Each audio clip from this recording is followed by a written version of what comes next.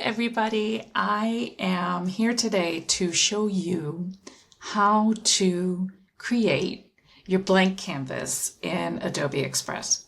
Reason I came to this is when I created last week's collage, a friend of mine reached out to me and she said, I love what you did. I loved your video, but I really wished I knew how to create the canvas so I could follow along and actually do the tutorial with you. And I'm like, of course.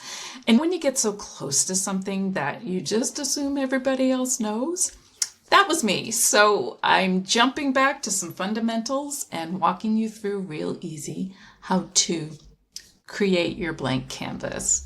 We're going to do it focused on Instagram today because that's my go-to for most of my art. Lately, my plan is to do print at some point, and I'll show you that in another video when I get there.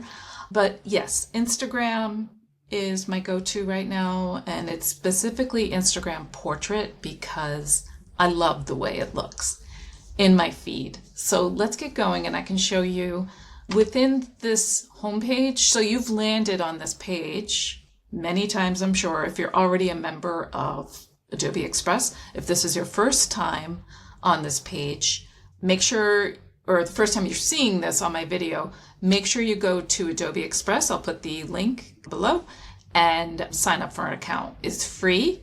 The free version only has a lot of the same features. You just don't get as many photos, videos, audio, and some design elements and typography, but I'm a huge fan of the free version. So I could talk about that all day. So let's get into this. So we're going to go and click on this purple circle here. I'm going to show you, we're going to just focus on social media here. And here's the portrait post that we'll be working with. The other ones you have for Instagram, and let me also say every other social media platform is shown under social media and ads. We're just focusing on Instagram. You've got carousel, square, so that's related. For ads, you have ads that are in your feed, story ads, landscape posts, and reel. What did I forget? Oh, story. Okay. Didn't know they had a landscape post.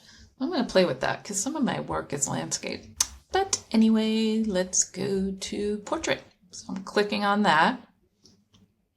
What you will get straight up is the templates that fit that dimension, and they're going to assume you just want to play with the template. So if we click here, we can close out of it. If you do want to play with one, sometimes it's fun to break them apart and see how they're made. You can scroll through and see, or pull some art. If you see some art that you like, say like this butterfly background here, you can click on it and it will automatically go in.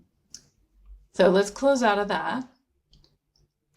Some just basic housekeeping stuff that I try to do, but I can't guarantee I do it, is right up there where it says, there we go, under file or next to file. Change the title. I have so many untitled files. There we go. Takes a little bit of time.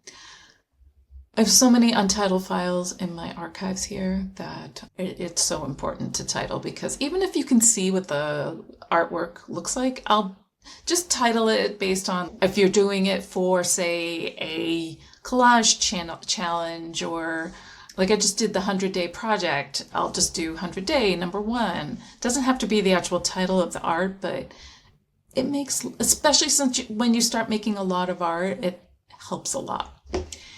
Over here is your view. I always view to fit to page, which is totally fine if you're working on desktop like I am working here in the desktop version of Express.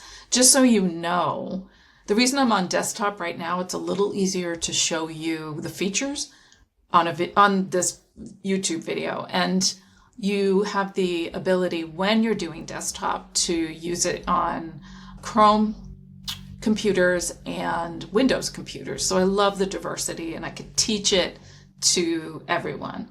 iPad app is available, not all tablets, just iPad at the moment. They released it last year, and then also they have mobile apps. And setup, even though it's a tiny canvas, setup is similar. The mobile app is available for iOS and Android, so there's a little bit more diversity there. I do want to show you also, when you want to resize, it's pretty easy. Say you're like, oh, I don't want this as Instagram portrait post. I have decided I also want it to be, let's make it a Facebook. Let's make it Facebook. So we're going to do, I'm not sure if you saw what I just clicked on. So we're going to do page resize. That's right there.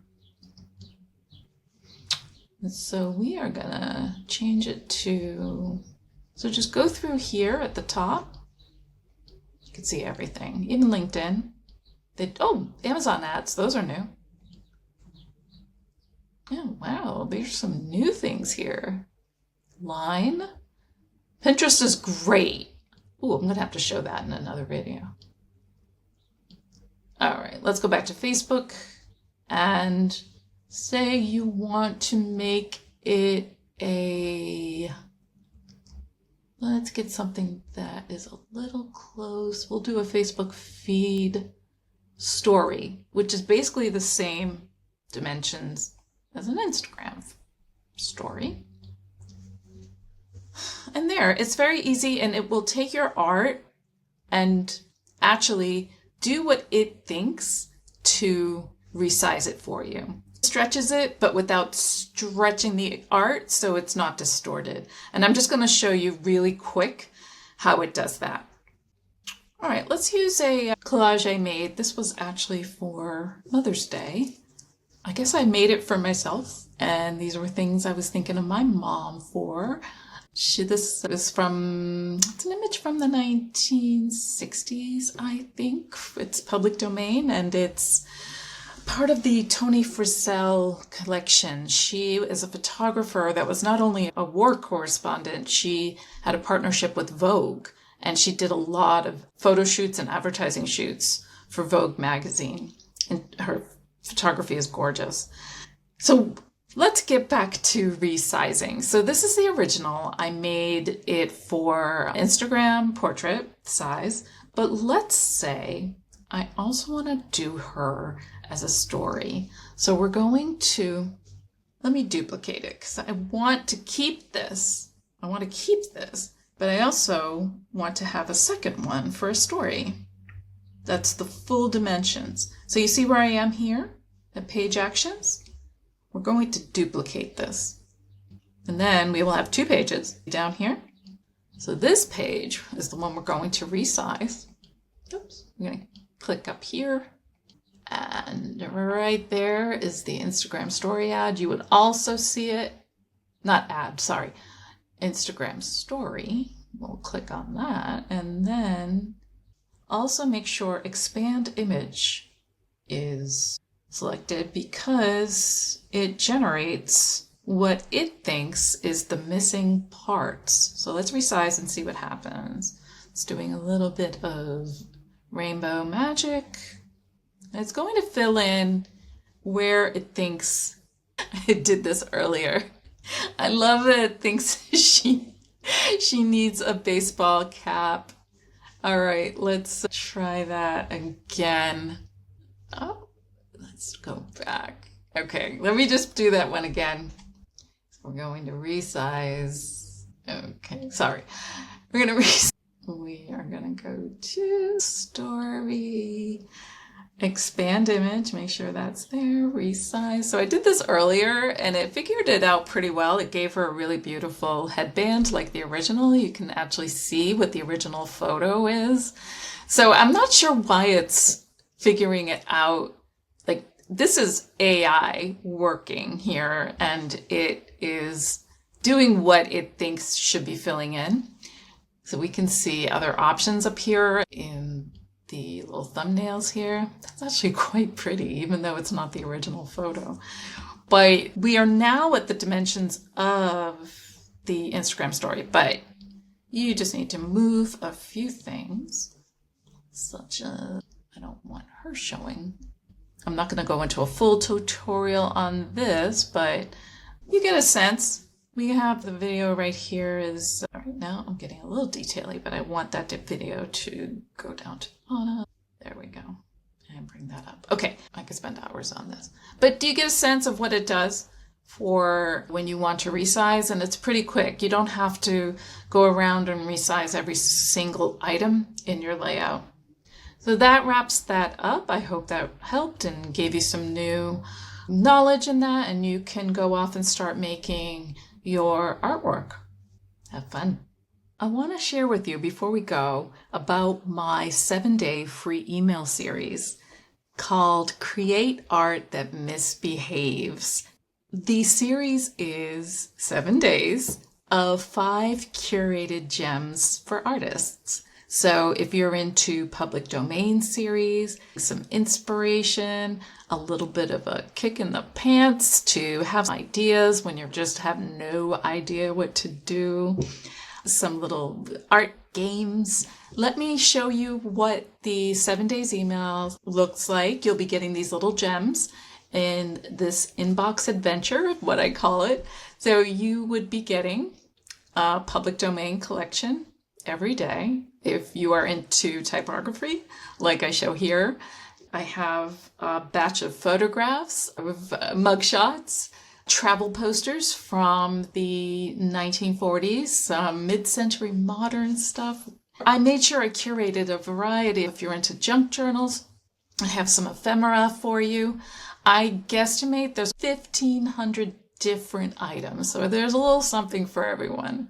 Creative Fuel is giving you ideas for games, and like Exquisite Corpse, which is a game where you take an 8.5 by 11 piece of paper, fold it in thirds, and then you and a friend will sketch or collage on different sections, and then you unfold it.